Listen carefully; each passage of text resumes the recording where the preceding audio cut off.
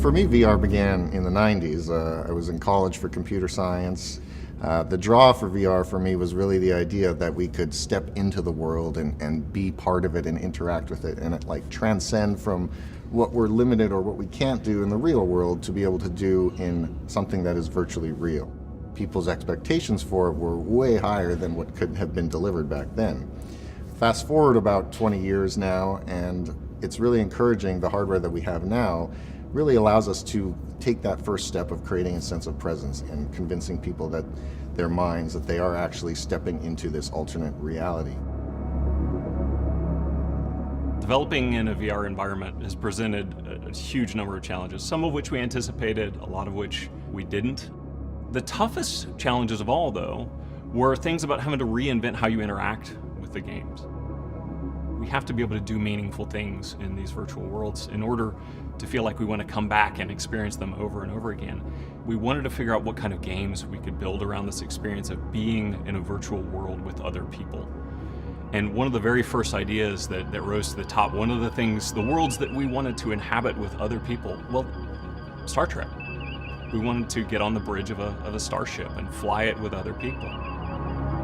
Star Trek Bridge Crew began with some prototyping we were doing with social experiences in video games and virtual reality, where we had a prototype where you could literally just sit across the table from another person in VR and talk with them.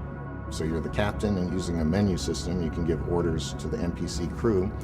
And that's very cool in a different way. You're still living that Star Trek fantasy, but you know, VR is about being as real, as virtually real as possible. So that menu system was just kind of like our, lowest common denominator way of approaching the problem.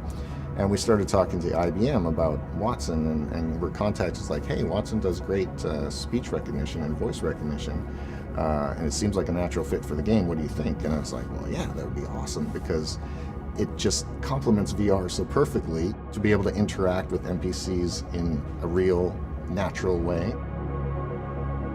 We both were interested in seeing where this could go. He and I kept in contact, and we were in good faith prototyping and working on different ways in which we could implement this Watson for this game, which is really kind of a first for Watson also.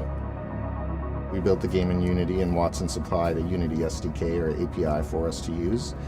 So really, it was very fast to hook it up. Within a matter of days, probably, we had test commands up and running already.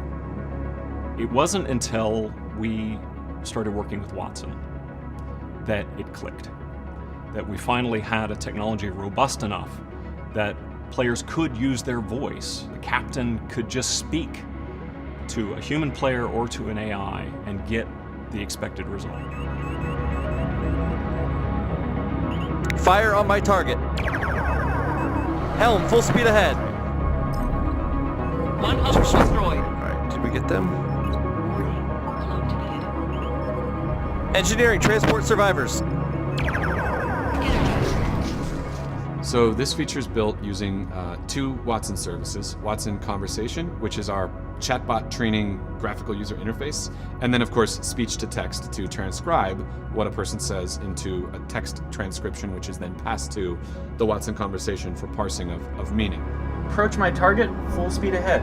Say raise shields, full speed ahead, full power to engines, red alert, whatever you want. People are loving this experience, and we're getting a flood of great ideas from fans of things we can do to expand on this experience. But the most important thing that we're learning from players is that the core concept of the game, be in a virtual world together with other people and overcome challenges together, it works. People love it. So we have the foundation of something big that we can build on here.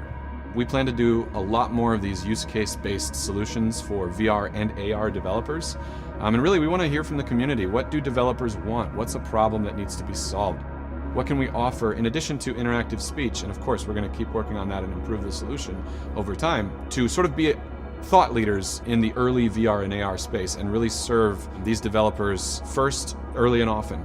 as time goes by and as we start using machines and computers and algorithms like Watson, the potential for sort of a more conversation-based engine is really interesting for games, and I think for VR as well. It's really exciting to see this kind of influence coming into virtual reality, to see new technology and new players and new experiences all coming together.